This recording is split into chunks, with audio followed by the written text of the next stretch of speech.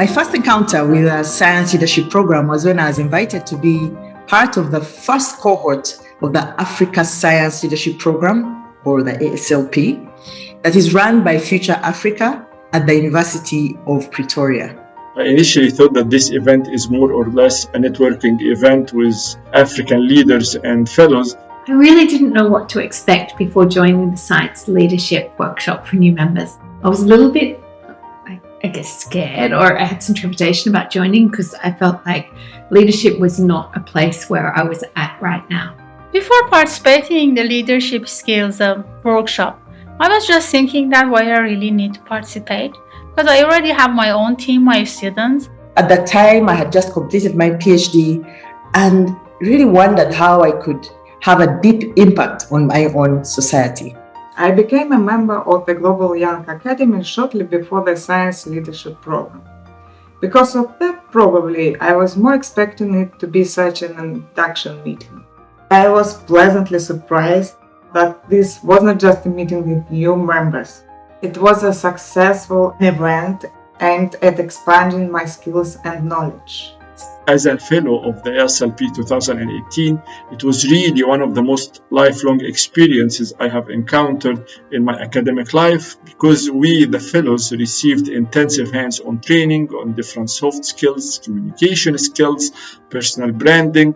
I left the ASLP with a very strong sense of purpose and a clear idea about how I could engage policy actors, how I could engage my fellow academics in really getting a deep appreciation of the challenges that we face. It really, really exceeded my expectations, encouraging us to think about leadership in a different way.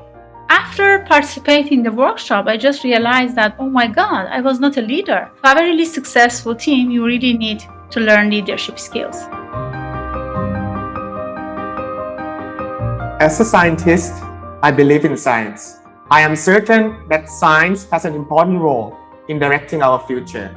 We need critical mass of good-minded scientists led by science leaders, equipped with collective science leadership to help create a society where science, technology, and innovation are informed during public policy making.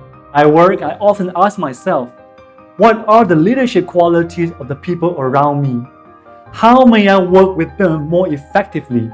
How may I show my personal vulnerability and be supported by my team members? Scientists have the tools to collect and analyze the data we use to make sense of the world we live in. But we need scientists who understand the cultural significance of that data, the social conditions that generated that data, the economic impact of that data, and the political dimensions of that data. And if we really want to make sure that the best current science is being put forward to change our policies, our governance, our legislation, our ethics of living, then we need science leadership. Leadership, like any leadership, needs good mentorship. Always willing to nurture the next generation of leaders and foster a culture of scientific integrity. You want science leaders to be relevant for society, and you want science leaders to bridge gaps between science and society. You want leaders who act with scientific integrity, yet produce relevant, pertinent, and important outcomes for society, with society, and deal with questions that society cares about.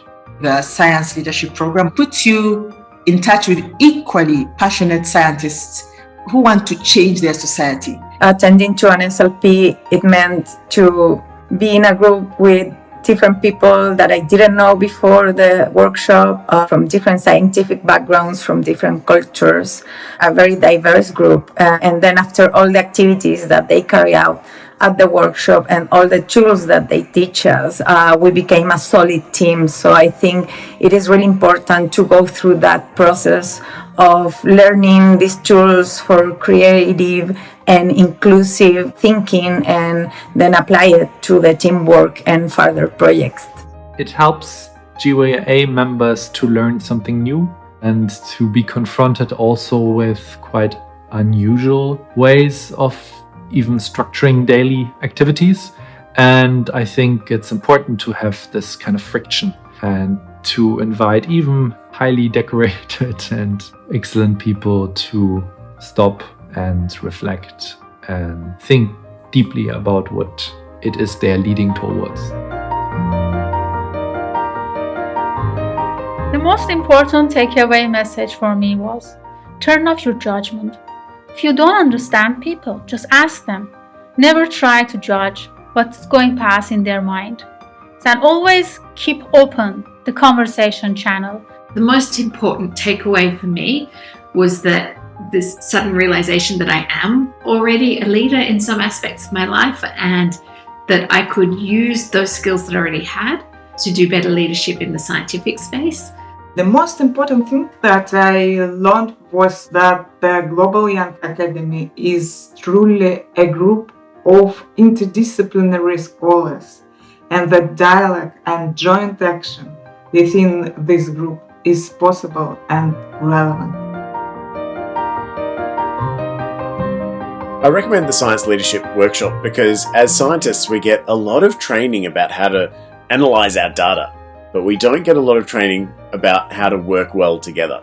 And that kind of training can be transformative. It can exponentially increase your impact in the world. I recommend the Science Leadership Program because it gives you the tools to empower others and to empower yourself to work in an inclusive, interdisciplinary and diverse team in a creative and inclusive manner.